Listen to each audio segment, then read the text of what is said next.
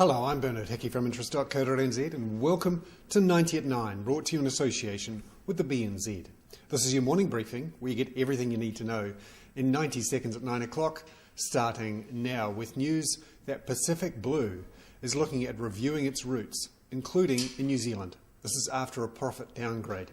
Some people say it's losing between $20 and $30 million a year in New Zealand, where competition is cutthroat between Pacific Blue, Qantas's Jetstar and Air New Zealand on the main trunk routes in New Zealand. Meanwhile, Allied Farmers is looking to pay back Mark Hodgson and Eric Watson $5 million in cash.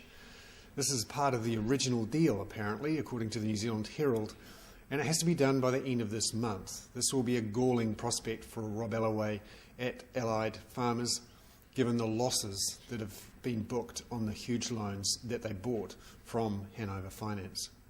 Meanwhile, in Australia, Xstrata has cut $600 million worth of spending on a Queensland copper mine, blaming the 40% super tax on mining that Kevin Rudd is bringing in. Also, The Australian is reporting comments from unnamed sources that the ANZ Bank and National Australia Bank had merger talks in early 2008. Just before the financial crisis struck, it seems ANZ and NAB were looking at a merger, in part because NAB didn't have a chief executive at that time. The Australian reports that the deal was blocked by the government, who would not allow the repeal of the Four Pillars policy. Four Pillars was set up in the early 90s under then Labor Prime Minister Paul Keating, in which the big four banks couldn't buy each other and they couldn't be bought by overseas banks.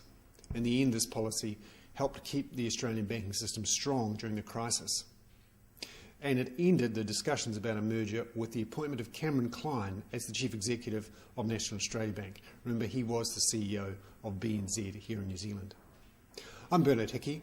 That was 90 at 9, brought to you in association with the BNZ.